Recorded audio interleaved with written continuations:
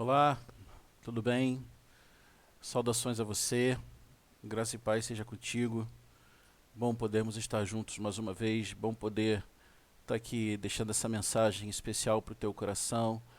É uma mensagem que falou comigo bastante hoje de manhã, durante minha devocional, e eu queria realmente compartilhar ela com você. Eu queria conversar contigo hoje sobre: pode o justo sofrer? Essa é uma pergunta bem pertinente, né? Pode o justo sofrer? É claro que existem muitas e muitas coisas a se falar sobre esse tema, né, do sofrimento do justo. E aí existem vários exemplos na Bíblia, e é claro que eu não vou esgotar o assunto em uma mensagem, né, em alguns minutos. Isso demanda mais, mais conversas, demanda mais assunto. Tem muito pano para manga, como diz a minha mãe. Mas eu queria conversar com você exatamente sobre essa pergunta, né? Pode o justo sofrer?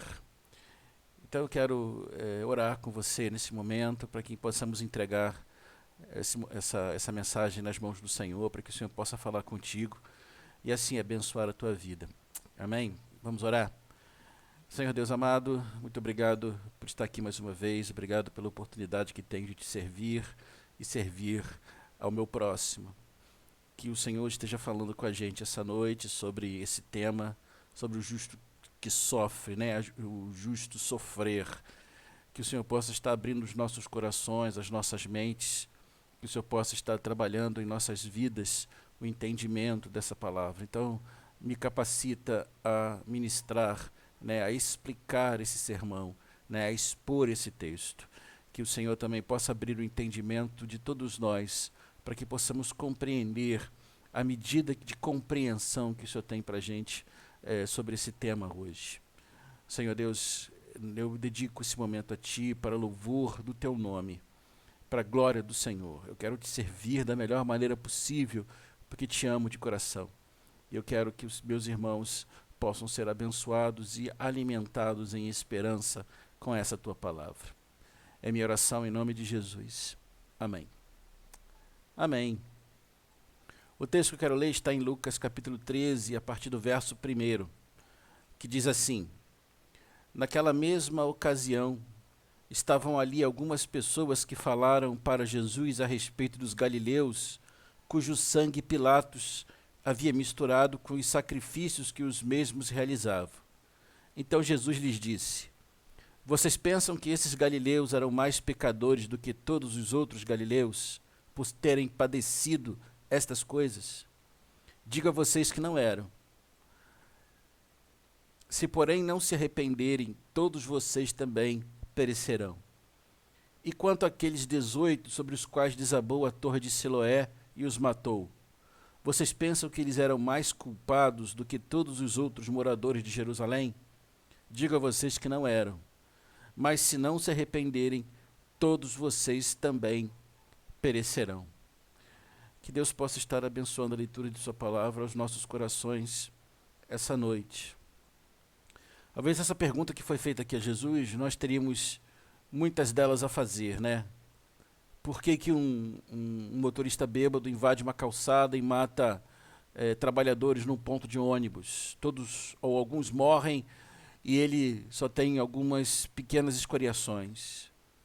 Por que uma bala perdida alcança uma criança, né? Um adolescente, alguém brincando, distraído, ou então dormindo em casa, uma bala atravessa a parede, uma janela e alcança ele dormindo na cama, né? E mata. Porque um carro desgovernado bate no nosso carro e destrói, né, um patrimônio que levamos tanto tempo para juntar? Por que o justo sofre? Né? Pode o justo sofrer? É mais ou menos essa pergunta que se faz a Jesus, né? Por que essas coisas acontecem, né? Será que eles eram pecadores? Será que essas pessoas eram tão mais assim que mereciam esse castigo? E eu entendo que Jesus está dizendo para eles que não é o fato de eles serem ou não pecadores que acarretou aquilo que eles viveram. A pergunta que ele faz é isso: você acha que essas pessoas, né, que Pilatos pegou o sangue deles e misturou com sacrifícios, né, desonrando o sacrifício, desonrando aquelas pessoas, né, claro, você acha que isso é porque eles eram mais pecadores do que os outros? Não. É que ele fala do acidente numa torre de Siloé, né, que caiu sobre 18 homens e os matou.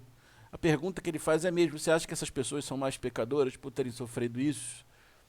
Essas coisas ruins que acontecem com a gente, que acontecem com pessoas aparentemente boas, né, pessoas boas, justas, que nunca fizeram mal a ninguém, pessoas de prática de justiça, pessoas reconhecidamente valiosas, valorosas, não é?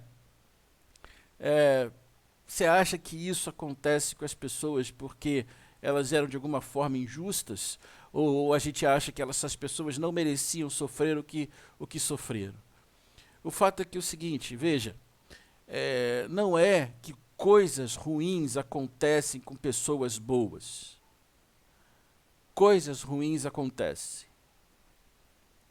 Desde que o mundo desde que o mundo não, mas pelo menos desde que Adão e Eva pecaram, as consequências do pecado atingem a todo mundo. Né? O sol, segundo Jesus, nasce sobre bons e maus. A chuva cai sobre bons e maus. Quando uma seca vem numa região, alcança os fiéis e os não fiéis, os servos de Jesus e os não servos de Jesus. Não é? Quando um desastre natural atinge uma cidade, ele atinge todas as pessoas na cidade. Quando um acidente acontece, ele fatalmente vai alcançar pessoas que não tinham nada a ver com o acidente. Então não dá para dizer assim, poderia ter acontecido isso, poderia ter sido evitado. É claro, poderia um monte de coisa ter acontecido, mas não aconteceu. Então Jesus está dizendo, olha, não é um fato de alguém merecer ou desmerecer alguma coisa, não é isso. Mas acidentes acontecem, né? Essas coisas acontecem. Há uma bala perdida. Não teria problema se não tivéssemos guerras de tráfico, se não tivéssemos tráfico, se não tivéssemos essa violência. Essas pessoas não sofreriam com a bala perdida, não é? Se nós fôssemos responsáveis, se soubéssemos que beber e dirigir não combina, se dirigíssemos dentro dos limites de velocidade, de cuidado, para que a chance de um acidente diminuísse grandemente, esses acidentes não aconteceriam. Então, reduziria muito, e muito mesmo, essas fatalidades, não é? Mas ainda assim as fatalidades aconteceriam, ainda assim elas ocorreriam, não é? Então, não dá para a gente ficar pensando por que essas coisas acontecem com pessoas boas. As pessoas boas não estão isentas dos problemas da vida, não estão isentas de doenças, não estão isentas do mal, não estão isentas dos acidentes, não estão. O que Jesus está mostrando aqui é o seguinte, olha, você tem que entender que todas essas coisas podem acontecer com você também. A morte pode chegar a você, o acidente pode chegar a você. Você está pronto para isso? Você está pronto para o que pode acontecer? Né, com você ou com alguém perto de você? Você está preparado para isso? Porque pode acontecer. Não estou dizendo que vá, mas pode. E aí, nesse pode acontecer, como é que fica a sua situação? Vamos dizer que você sofre um acidente. Como é que está a sua situação diante de Deus? Não é? As pessoas que morrem, como é que estão diante de Deus? Aliás, é bom você saber o seguinte, aquela é uma pergunta que às vezes se faz, né? Deus faria com que o justo, né, uma pessoa boa, fosse para o inferno, fosse condenado? Não, de jeito nenhum. Deus nunca permitiria que uma pessoa boa fosse para o inferno, fosse condenado.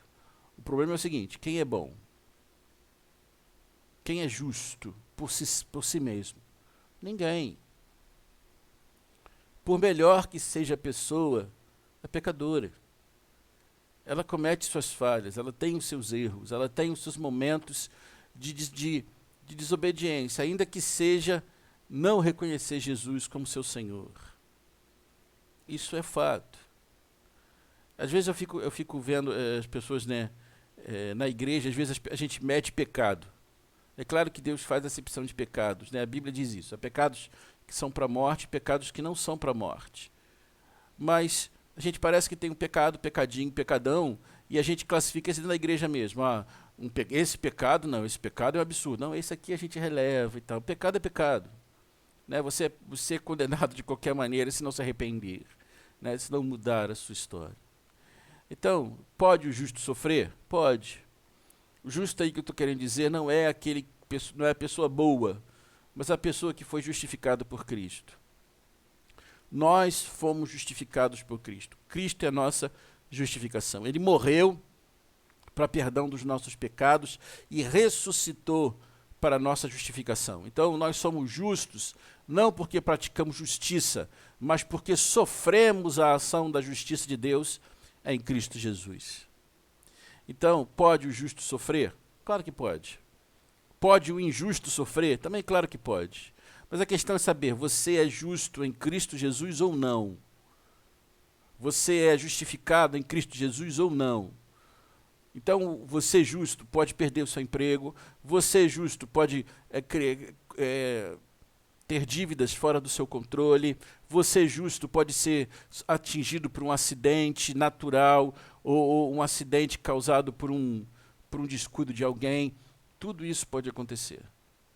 Mas como você está diante de Deus? Quem é você diante de Deus? Como está a sua vida diante de Deus? Se você não se arrepender, você vai perecer, não dessa morte por essas questões, mas vai perecer da morte eterna. Entenda isso. Queira você ou não, a morte não é o fim. A morte é apenas o término desta vida e o começo da vida eterna. A decisão que nós tomamos com relação a Jesus é para saber se vamos passar a vida eterna com Deus ou longe dele. Porque ele nos oferece gratuitamente essa salvação. Ele chama você à salvação. Então, em vez de ficar pensando sobre a morte da bezerra, né?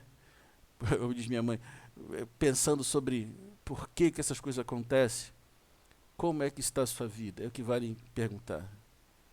Às vezes a pessoa que morre é muito mais justa do que nós que estamos tentando servir ao Senhor com fidelidade.